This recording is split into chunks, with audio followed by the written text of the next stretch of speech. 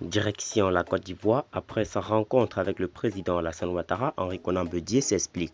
Alors pour plus de détails, après le générique. Avant de commencer, n'oubliez pas de vous abonner et d'activer la cloche de notification, car cela va vous permettre de ne plus manquer les prochaines vidéos.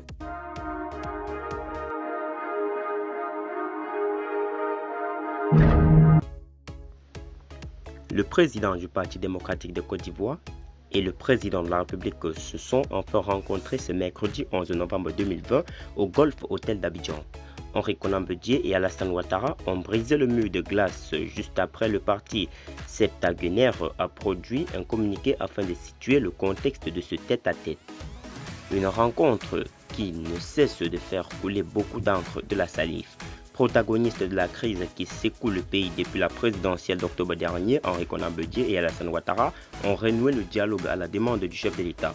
Pour le Parti démocratique de Côte d'Ivoire, cette rencontre s'inscrit dans le cadre du dialogue politique réclamé de longue date par l'opposition pour une paix réelle et durable en Côte d'Ivoire. Le président du Parti démocratique de Côte d'Ivoire tient à préciser que la rencontre de ce jour n'a été qu'une prise de contact pour briser le mur de méfiance entre ces deux hautes personnalités.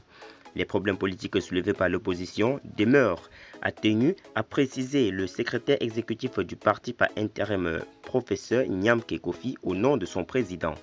Selon le parti cher au président Bédié, les questions essentielles sont le troisième mandat inconstitutionnel du président Alassane Ouattara, la question de l'indépendance de la commission électorale indépendante du Conseil constitutionnel et la fiabilité de la liste électorale. À ces questions s'ajoute aujourd'hui celle des poursuites judiciaires contre les leaders et militants de l'opposition injustement et illégalement incarcérés, le blocus des résidences des premiers responsables de l'opposition, les violences dont sont victimes les militants de l'opposition, les destructions des biens et les graves massacres des populations civiles. Dans les jours à venir, après la satisfaction des conditions préalables soulevées par le Parti démocratique de Côte d'Ivoire, les discussions que le PDC-RDA espère sincères, franches et inclusives vont s'ouvrir et porter sur toutes les questions en vue d'un apaisement du climat social en Côte d'Ivoire, a-t-il ajouté. Par ailleurs, le parti dit mesurer la gravité de la situation sociopolitique qui prévaut en Côte d'Ivoire et rassure ses militants et militantes de l'ensemble des Ivoiriens sur sa détermination à œuvrer pour le triomphe de la démocratie, le respect de la vie humaine et de la Constitution, notre loi fondamentale. Soulignant que le SFIC de Douaoukro lui-même avait planté fait des précisions quelques heures après sa rencontre avec le président.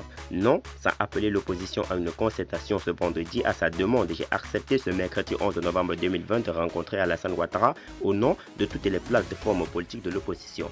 J'étais pour cette occasion accompagné du vice-président du Parti démocratique de Côte d'Ivoire, le général Gaston Ouessé-Nankone.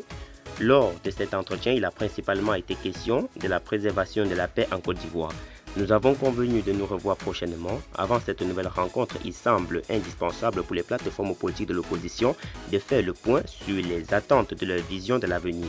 Je les invite à cet effet à une rencontre le vendredi 13 novembre 2020 à 12h, a-t-il déclaré sur sa page officielle.